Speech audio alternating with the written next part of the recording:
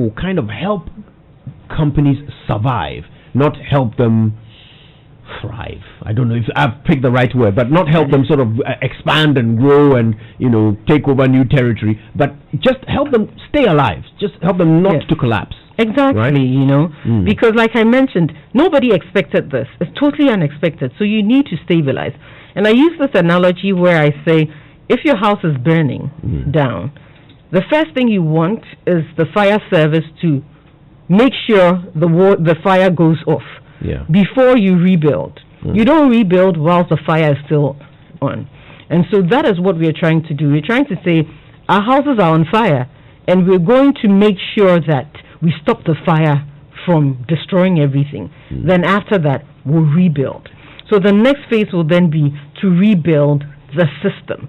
But for now, it's a relief emergency fund. Okay.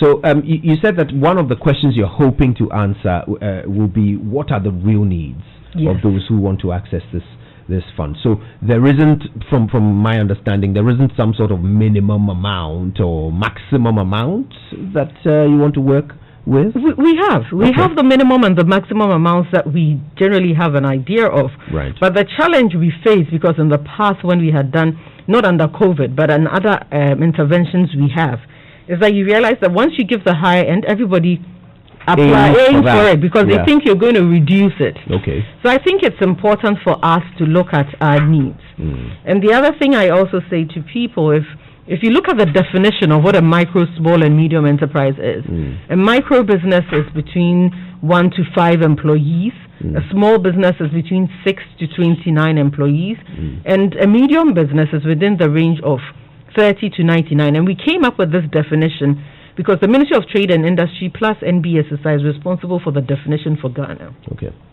which is in our Act. And in view of that, right, we came up with this definition with other stakeholders, the association and industry stakeholders. And in defining it this way, it's important that we realize that these are the people within which we will be supporting, and these are the people and the needs that they have. So if you come and you say, I'm a micro with 5 employees, my turnover is 100,000 cedis, but I need 200 million cedis. The question then becomes, how are you going to pay for it? Because it is not a grant, right? So it's important for us to consider and be thoughtful. So I encourage Ghanaians to really go out and put out what the real needs are within this relief period and how we can support. And the goal is not to only provide financial support. So we have a technical support that we provide after the funds have been given. And that is to monitor and ensure that your businesses are sustaining, are ongoing, they're doing very well. And then from that point onwards, really what I think the word we were trying to look for is to accelerate the businesses. Right. Really accelerate them for growth from there. That's wonderful. Okay. Now, in a minute or two, we'll start taking phone calls. But just before we do that, here's what I'd like us to do. So I want you to imagine that you are a small-scale business owner or a micro business owner. And you're now you're going to go through the process of applying for this loan. What would that process look like? Where does it start, and then what follows? Sure. So I've been a business person in my other life. So I actually put myself in the place of the beneficiaries and said, how would we make this efficient and accessible to the people of Ghana, especially the micro, small, and medium enterprises? So what would you do in that situation is that you would either use your phone or you would go online and then register. When you put in your ID card, it automatically pops up some other relevant information that you have, because we verify that, and then also it gives us information. Sorry, which ID card are we talking about here? The ID cards that we use in Ghana. So it could be a SNIT, it could be a voter's ID, passport. Yes, passport, and then we work with that. Then after we validate that, you get a unique reference code, which also would later tell you where to go and do the application. So that's the first step of it. Sometimes the unique reference code does not come immediately because it's either your network service or maybe you need to clean your inbox so you can get access, or maybe the verification of your ID might take long. Okay. But a few minutes, a few hours, it should be sorted that same day. Okay, so the verification could have some minor delays. Sure, yes, okay. Like anything, but it's not substantial. Okay. Right? Then after you get the unique code, you use that to apply. So once you start the application and you use the unique reference code, it populates what you already responded to in the registration to give us a sense of who you are. Right. And after the application process, there's a credit scoring behind the technology template that comes up with who is recommended for approval, or the other information that is needed, or finally not recommended for approval. Okay. And all these steps, we would actually give you SMS, text messages, emails to let you know. And you use your code, you can actually know if your application is pending, if it's moved on to so you can keep track of that. Okay. Now, if I live in a place where I do not have technology or the internet does not work, our business advisory centers, which is NBSSI's BAC centers, which are dotted across the country, we currently have 178 of them, and they act as one-stop shop for business development, and we are in every region in this nation. And so once you go there, you will be able to support it. You can call in. There's a call number where you can also call to get access, to talk to someone if you're having challenges, for them to address it. So we have a grievance or complaints team that also looks at some of the questions and addresses them and calls people back to give them information when the need arises. And then also, because there's also the need and the importance of some of these associations and trade groups, we work through some of them where they educate potential beneficiaries or their association members and assist them with the process for those who cannot go online, use the phone, or cannot go to a nearest business advisory center. Right. Now, if you just joined us, we're talking with Kosi Yankey-Ayeh. She's the executive director of the NBSSI. They've been tasked with managing this 1 billion Ghana Cedi fund that the president has inaugurated just a day or so ago. The idea is to rescue businesses that need it so that our economy doesn't completely disintegrate. And we want your questions, so call us 0302 216 541 0244 340 437. She's here for you, so whatever your questions are, please send them through and we will get you answers. Now, personally, one of the things that I've wondered about, and I'm so glad that you're here to help us understand it, is who would qualify and who would not. Okay. So for the eligibility, we looked at, initially I defined what a micro, small and medium enterprise is. So people who fall within that range qualify. Those outside that range do not qualify, especially the large businesses or enterprises. As the president mentioned, there's another intervention that focuses on them. Okay. This is for the micro, small and medium enterprises. And people wonder, who is a micro, small and medium enterprise besides that definition? So you can have your barber shops, your caterers, your food vendors, you have the hairdressers, you have the garment and textile sector. So you have people who also have factory lines that are producing clothes. Right. They're those who are making agro-business products, processing food, processing and going into cosmetics, the food and beverage sector. All those people within the range of the micro, small, medium enterprises apply. Okay. Well, I'll let you continue that in a moment. I don't want our caller to hang on for too long. Our first caller is Charles from New Bawe. Charles, good morning. Good morning.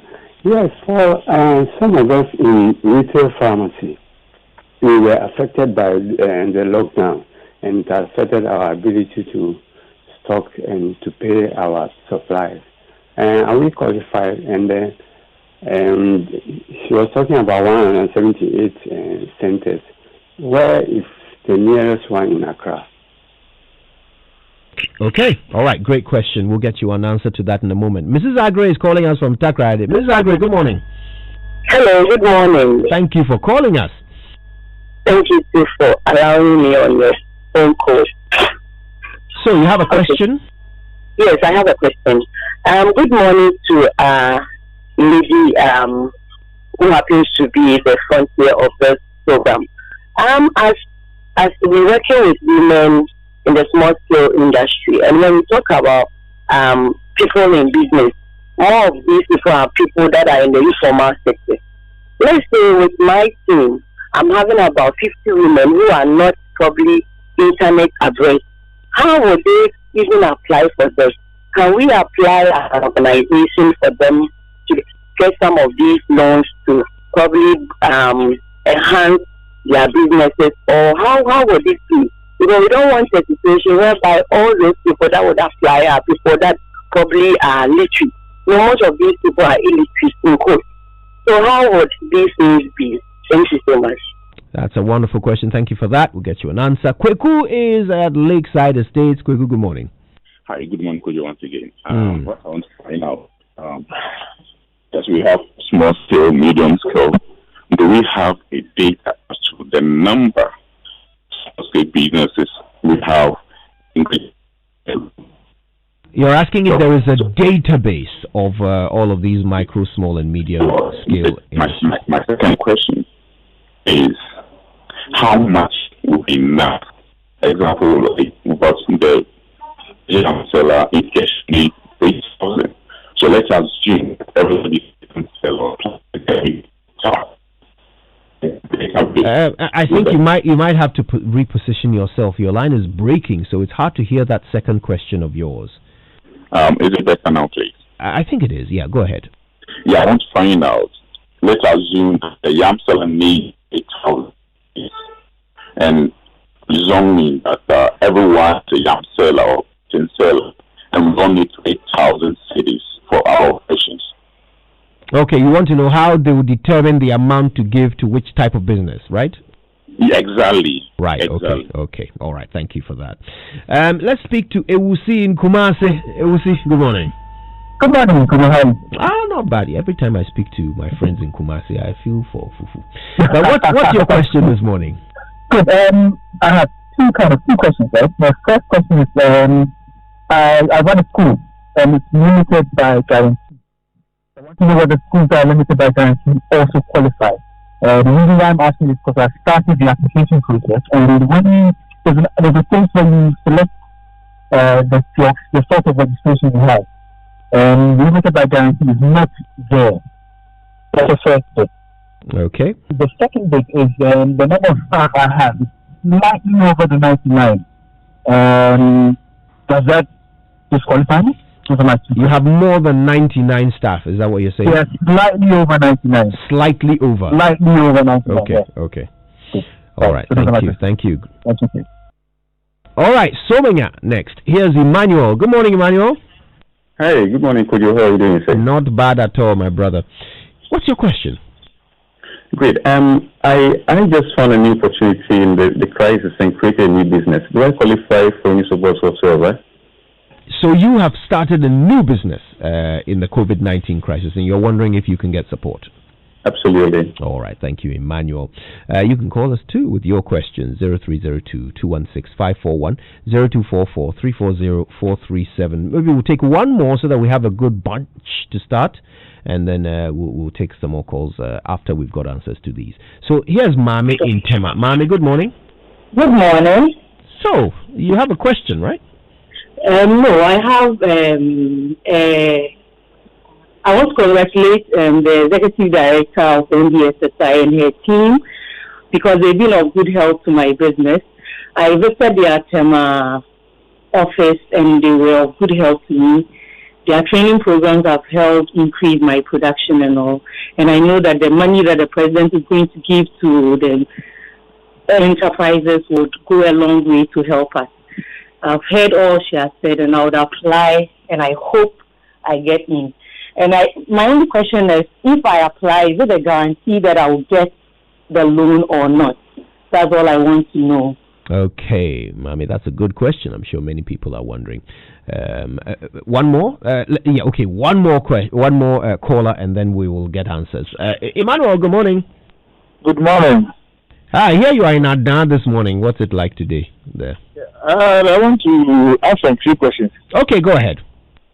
I'm an electrician, and I have this electrical store, sell the bulb, switch, and other things. First of all, I want to know whether we are also qualified. Secondly, do you need to be register the company at the Register General before you qualify? Those are my two questions. All right, wonderful. Thank you very much, Emmanuel from Adan. So we have 6 callers and just a few more than 6 questions to answer there. So the first caller wants to know whether his retail pharmacy business qualifies. He also wants to know where your nearest branch would be in Accra. Then there's a question about those who don't know how to use the internet. How do they access the facility? Is there a database? That's the third question. Also, how do you determine how much to give to which business? And a school limited by guarantee, do they qualify? And he also has just a little over 99 staff. I don't know whether that's 100, 101, but a little over 99. Also, Mame wants to know, is it a guaranteed thing that they would get the loan if they apply? And the final question, an electrician, does he qualify? And does he have to be registered as a company in order to get the facility? Sure. Thanks for the questions. And I think that one of the things that is important to know are who the target beneficiaries are. And the target beneficiaries are businesses or enterprises, MSMEs, that have been negatively impacted by the COVID-19. Okay. So with that, it answers the fact that if you're an electrician, if you have a pharmacy, because it falls within the healthcare space, those who have been negatively impacted, you can apply. The other target beneficiary are businesses that are producing goods and services that will support the fight against the COVID-19 pandemic. Okay. So if you have a business or you change your production line to focus on making masks, protective wear, artisans who are making Veronica buckets, all the things that are supporting the fight against COVID-19 are eligible to apply for it. Somebody asked if they start a business to take advantage of an opportunity that COVID-19 has presented. So they now want some help to make that business, start or go on. Do they qualify?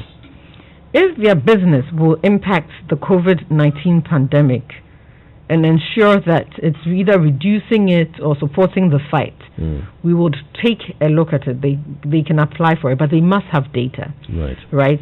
And also the goal is to have businesses who were in operations before the COVID-19 hit, which was around March. Yeah. The other thing is in Greater Accra, we have some of the business advisory centers. We have one in Dodua, we have Adenta, Amasamang, we have Tema, we have Ashaiman, we have High Street, Accra High Street. Yeah. We have one in Ridge. Those are some of the selected places where I can mention now. Okay. But then across. And so it's important for them to go there or call them. There are numbers on our website. So you can reach out and speak to people and they can direct you. The other question from Second D was if it was only for people who knew how to use technology. Yeah. And as I had mentioned, we had made it in a way to make it accessible to as many people as possible.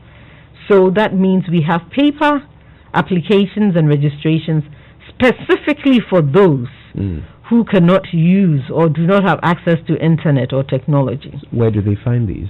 So they find this. So as the woman mentioned, that means she has an association. So she can reach out to us, as I mentioned, within. If you go onto the website, she can get the number, or she can go to one of our business advisory centers, which are in most often than not within the district assemblies. Okay. So in Takrady, we have one in the Regional Coordinating Council. We have one in Second D. We have it in Elembele, Kosi in the Western region. So there's access. Right. So they can go there and then ask.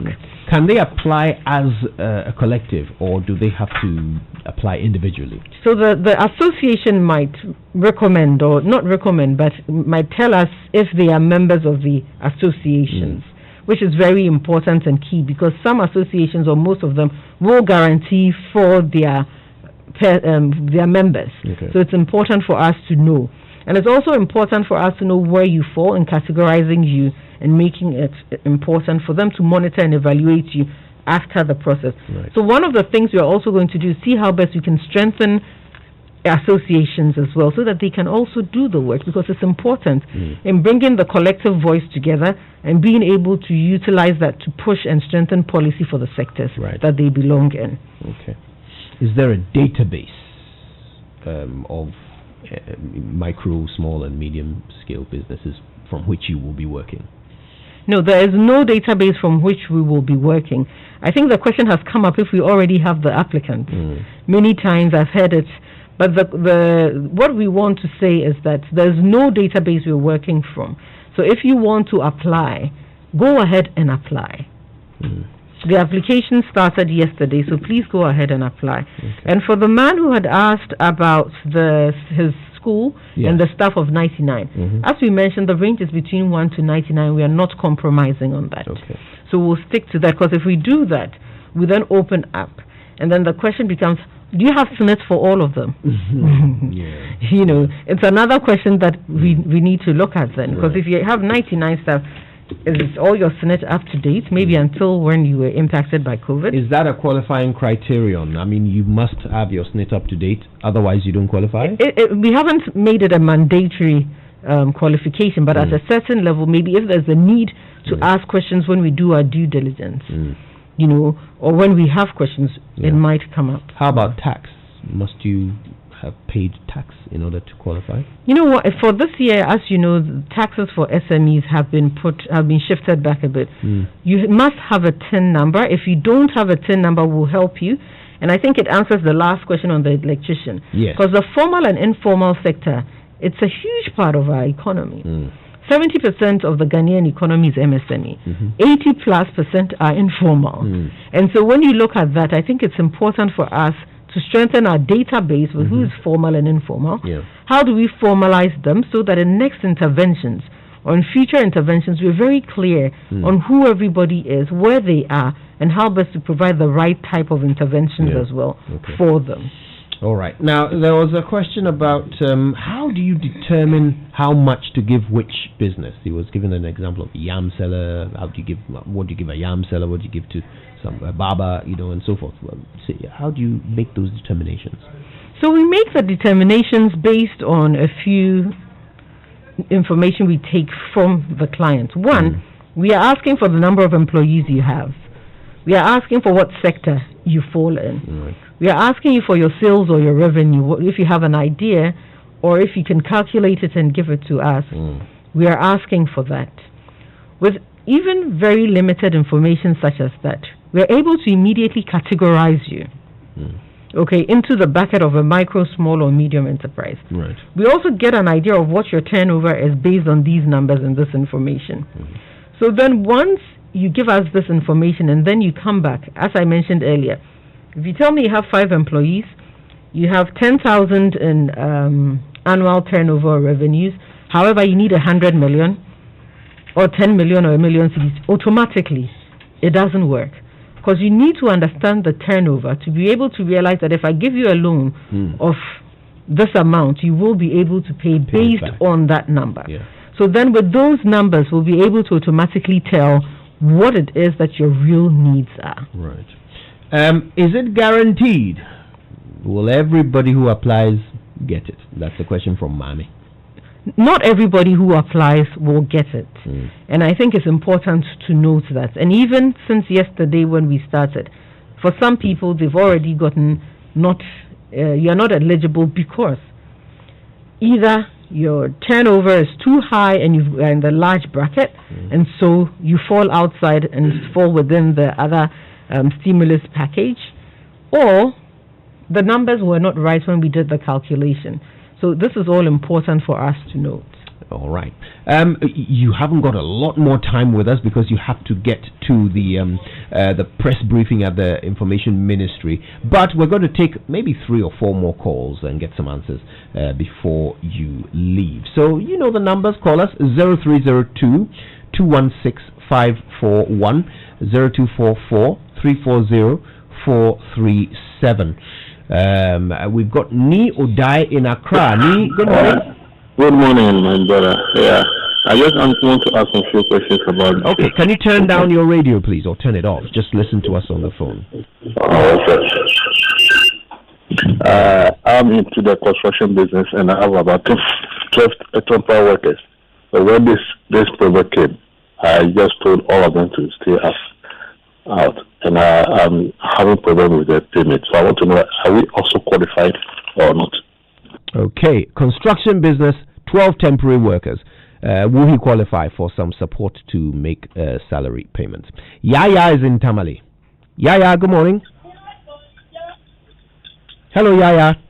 Hello, good morning. Oh, it's Yaya. Okay. Yeah. All right. Yeah. Okay, Yaya, good morning. Thank you for calling us. What's your question? Thank you very much for the opportunity you're giving me. My question is, those are in the private schools,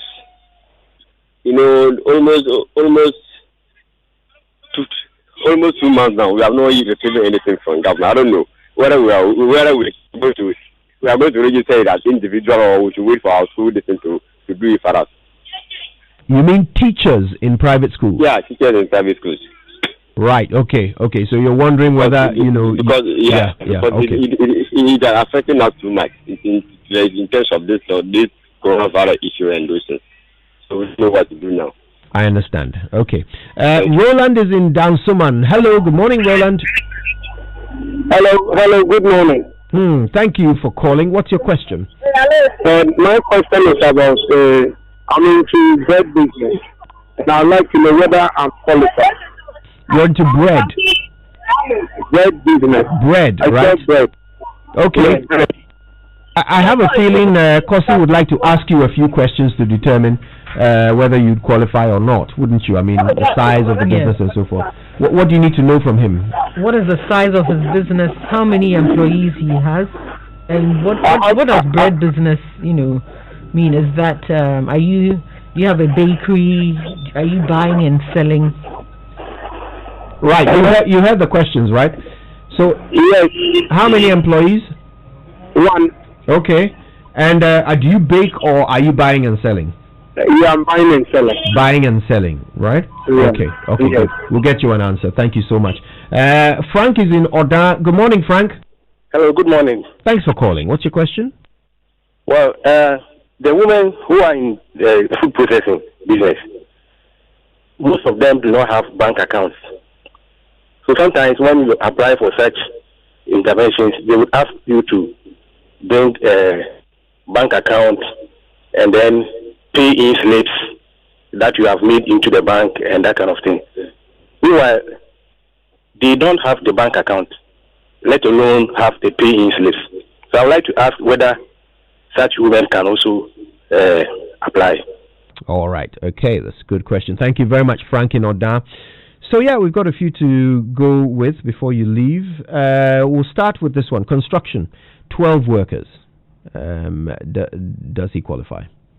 Construction worker, the construction business qualifies, but our goal is that he would retain his staff and not let them go. Right. And that's the basis of this. It's for them to support their team, their staff, to pay salaries, to pay rent, to keep and sustain the business. So that's important for us. That's interesting. He mentioned that they are temporary workers, but he owes them. Because he's not been able to work, so he owes them some money, and that is why he wants to access this. Would that be a good reason for a company to come to you? Yes, I mean it will be a good reason why, and as I mentioned, it's sustaining. Right. So how do you sustain something? By supporting what you've done in the past that you need to pay for, by going for it and paying for something that you have to buy to support it, to go for it. So it will be, and then they'll just have to show evidence of that. Okay. Yaya wants to know whether if he's a teacher in a private school, whether he's eligible to apply in that capacity. As a teacher, your private school needs to apply because it's for micro, small, and medium enterprises. Right. Unless he's a sole proprietor. But in this case, he's an employee, and then the school needs to apply for it. Okay. There was a question about the bread business, and he says he buys and sells. He's a sole worker. He doesn't have any employees. He wants to know. Yes, he basically has a sole proprietorship. He's the owner, he's the person, he does it. So for the micro businesses, as I mentioned, that ranges between 1 to 5 employees, and he's one. Okay. So he's at the lower end of the micro. Now, this is an important one. He used the example of women in food processing, and he said a lot of them don't have bank accounts. And, informal sector, you're going to come across quite a bit of that. Yeah, how do you work around that? So we took all of that into consideration. So we have various payment systems that would work for various beneficiaries. So mostly for those in the food vendors and caterers within that classification who do not have bank accounts, they usually fall within the micro segments. And that payments would go through also the telcos, right, or various electronic payment systems for them. But the goal is also to get them to also get bank accounts, because it's really important if you want to strengthen the business. So as I mentioned, besides the financial support, we'll provide technical support, which allows us to build their capacity to look at their bookkeeping, their financials, and everything else that supports it. Now, approval is not automatic. You talked about a credit scoring process that happens, while you're going through the application process. Tell me about that. How does it work? What exactly are you checking? And if, for example, you have somebody who doesn't even have a bank account, a tabletop business, or the electrician, for example, how do you check their credit? So as I mentioned, so we didn't have a credit reference. It's a credit rating. Okay. So it rates what category, or their risk category, based on information that is given to us. There's been a lot of questions about us disbursing the funds or going through the process. Hence, shifting everything. And even when people apply on paper, it would all go on on technology, get to a core application platform. And from there, we'll be able to then decipher if it's going through a bank, and the banks will then do the assessments based on a credit rating analysis system that we've come up with them. Okay. Then after that, they would recommend and make disbursements to the beneficiaries, either electronically or through telcos or through their bank accounts. Are you anticipating some non-performing loans? What's the strategy for that? I think in the financial, in my previous life, I was a banker, so I've done investment banking and banking before, and in everything you do, you need to think of the risk, and the risk of default, and how do you mitigate the risk of default, and how do you ensure that it's minimized, because no matter what happens, there will be a few defaults, but the goal is to minimize it, and that's why we've put in place structures. One, by the funds not coming from us, but us providing managerial oversight, but it being done by the banks, who would provide oversight, monitoring and evaluation, by the association's role, where they would also provide monitoring and evaluation, by us also strengthening them to do that, by providing training, technical training, where we are providing BDS training, we are monitoring and evaluating them, we have oversight to ensure that the risk is minimized and that they're using the funds for what they claim they borrowed the money for. Right. The final thing before you go, because your time is up, is there a moratorium? Yes. At what point do beneficiaries start paying? So it's up to 1 year, and I think beneficiaries have the option to choose. Okay. Up to 1 year, and I think that's what the president had mentioned, the importance of that, because at a relief and an emergency stage, a lot of people are trying to ensure that they keep their businesses afloat.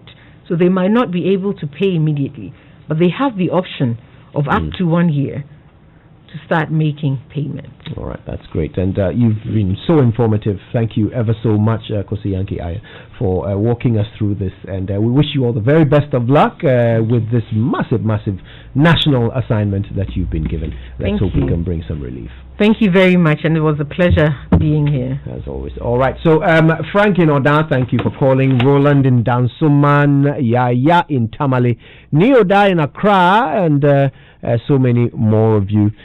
Thank you so much for calling, and please tune in and listen as Kosi Yankey-Ayeh gives more information during the briefing at the Ministry of Information. Emmanuel in Adan, thanks for calling. Mami in Tema, Emmanuel Samuel in Somenya, Iwusi in Kumasi, Kweku at Lakeside Estate, Mrs. Agre in Takrade, and Charles in New Bawe. God bless you all. There's more on the Super Morning Show right after these.